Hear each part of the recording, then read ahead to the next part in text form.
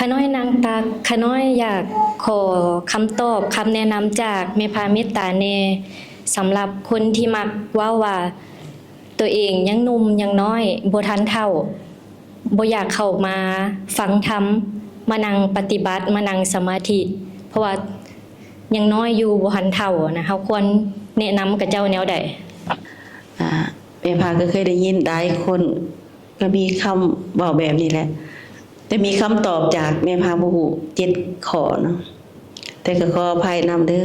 การตอบบางเทื่อแม่พาตอบยาวนี่คืออยากให้ลูกหลานเข้าใจและอธิบายเพิ่มเติมในคำตอบสุดท้ายเนาะแต่คำตอบจากแม่พาผู้ฮู้นี่ก็ให้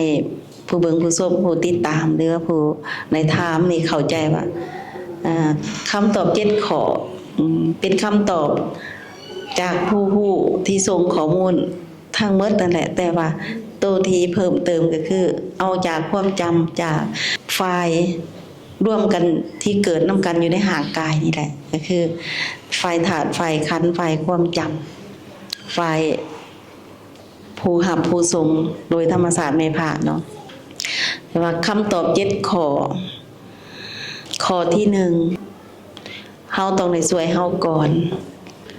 เฮาต้องเป็นผู้ฮู้ผู้เข้าใจก่อนถึงวิธีฝึกวิธีปฏิบัติก็ดีในวิธีที่จะบอกจะสอนจะส่งต่อจะสื่อออกไปตัวนี้สำคัญเฮาต้องได้ฮู้ได้เข้าใจมีพื้นฐานก่อนเพื่อให้การแนะนำนี่ได้ความเข้าใจผู้ฟังเข้าใจได้ประโยชน์รับได้ข้อที่2เฮาต้องเห็นว่าคนผู้ที่ยังหนุ่มยังน้อยหรือว่าผู้ที่บ่ทันเข้าไปฝึกเข้าไปปฏิบัตินี่เนาะบุคคลที่ยังบ่ทันเคยสนใจอาจจะบ่เคยได้ยินได้ฟังอาจจะบ่เคยรู้จักว่ามีคุณมีค่ามีประโยชน์มากมายมหาศาลต้องเข้าใจคนอื่นแบบนี้ก่อนข้อที่3ต้องเห็นว่าอุปสรรคของแต่ละคนมันมีมากมายหลวงหลายความคิดปิดกั้นอดีตอนาคตหรือความผิดพลาดกั้นกลางบ่ให้พอใจในการได้ยินได้ฟังข่าวจากผู้ที่สื่อให้ฟังผู้ที่บอกว่าสถานปฏิบัติธรรมหรือนั่งสมาธิได้ประโยชน์ในทางการฟังธรรมในการสนทนาธรรมทั้งหมดนั่นแหละผู้นั้นถือปิดกันคือได้ยินได้ฟังแต่ว่ามันบ่เข้าแต่มันบ่เกิดศรัทธาบ่พาให้พิจารณาได้ว่าดีมีประโยชน์มากน้อยหลายมันมีคำตอบว่าบ่มักโลดจังซี่เนาะมันบ่มีการใจแยกเพราะว่าผู้นั้นถูกปิดสิ่งปิดกันมันมีหลายสิ่งหลายอย่างความหลงไหลความบ่เข้าใจความผิดแต่ละสิ่งละอย่างมันปิดกันบ่ให้มากบ่ให้พอใจบ่ให้เข้าใจบ่ให้เห็นว่ามีคุณค่ามีประโยชน์ข้อที่4สิ่งปิดกันอีกก็คือเครื่องรางของขลังศักดิ์สิทธิ์อำนาจกระตุ้นคาถาอาคมต่างๆเป็นของเศษของสูตรนะที่เสกสรรปั่นแต่งกันนะตัวนี้มันทำลายปัญญาหูแจ้งของคนเฮาต้องเข้าใจตัวนี้อย่างที่นับถือเจ้านั่นเจ้านี่เจ้าอันใดก็ตามเนาะพวกนั่นบ่เป็นพวกหูแจ้งหูจริงบ่เป็นผู้ตรัสรู้ได้ข้อที่5ต้องเข้าใจอีกว่ากรรมของคนฮะบาปกรรมเวรที่มันตามนำมาพ่อแม่ได้ปั่นลูกขึ้นมาก็มีกรรมเป็นมรดกตกทอดเนาะพ่อแม่ก็บ่มักลูกจะได้สิมักนะพ่อแม่ก็บ่พอใจลูกก็บ่พอใจเพราะว่ามีกรรมเป็นมรดกตกทอดแต่ว่ากรรมฝ่ายลับเฮาสิไปโทษ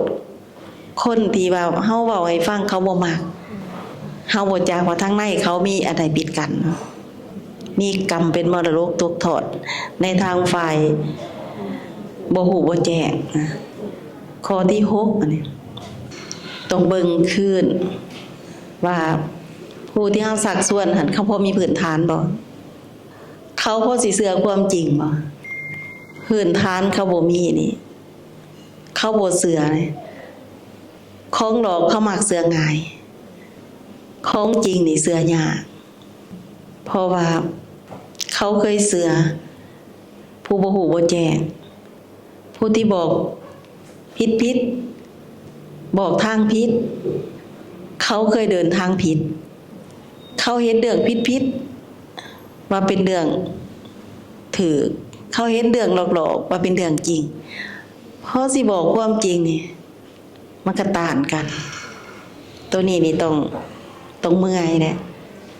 ถ้าสิสู่ให้เพิ่นเข้าใจนี่ก็ต้องได้ใช้เวลาต้องใส่ความภาคเพียรพยายามอดทน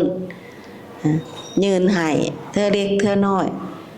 หรือมีการเปรียบเทียบสมเทียบเพราะว่าคนเฮานี่มักเสือง่ายผู้ใดบอกคือก็ต้องเสือความบ่จริงแต่ว่ามีผู้เว้าคือความบ่จริงมันเข้าไปแหละผู้ฟังรับเสือมันเข้าไปเต็มแหละผู้มีความจริงยืนทรงให้รับบ่ได้เพราะว่ามันเต็มไปด้วยความบ่จริงคือความยึดไว้ถือไว้มันเป็นเรื่องยากเนาะผู้น้อยก็ยากผู้ใหญ่ก็ยากผู้เฒ่าก็ยากเพราะว่าเคยเสือตามๆกันเสือตามผู้บ่ฮู้บ่แจ้งเสือตามผู้บ่ได้เอาตามหลักตามทางบ่ได้เอาตามพระศาสดาสอนข้อที่7ข้อสุดท้ายต้องได้อดได้ทนต้องอดทนอดกันต้องเอาใจใส่แล้วเอาใจใส่อีกต้องภาคเพียรพยายามแต่มีความตั้งใจมั่นเพื่อให้ผู้อื่นเห็นเฮาเอาเฮาเป็นแบบอย่าง เพื่อให้ผู้อื่นเข้าใจถึงความเปลี่ยนแปลงของเฮา